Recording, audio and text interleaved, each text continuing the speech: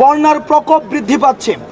দেখেন, আমরা রাষ্ট্র সংস্কারের কাজে রয়েছি, যেখানে পার্শ্ববর্তী দেশ আমাদেরকে সহায়তা করার কথা, সেখানে তারা নানাবিধ বিভিন্ন আন্তর্জাতিক ষড়যন্ত্রে লিপ্ত হচ্ছে।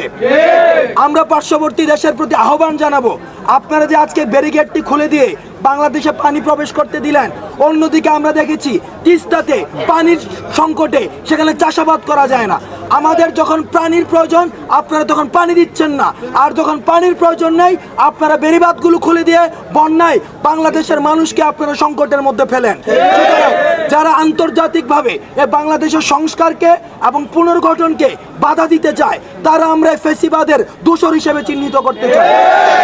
আপনারা আপনাদের জায়গা থেকে মিডিয়া কর্মীদের মাধ্যমে বাংলাদেশের মানুষের প্রতি আহ্বান জানাবো, এই যে বন্যাক্রান্ত মানুষগুলো রয়েছে আপনারা সবাই তাদের পাশে দাঁড়ান।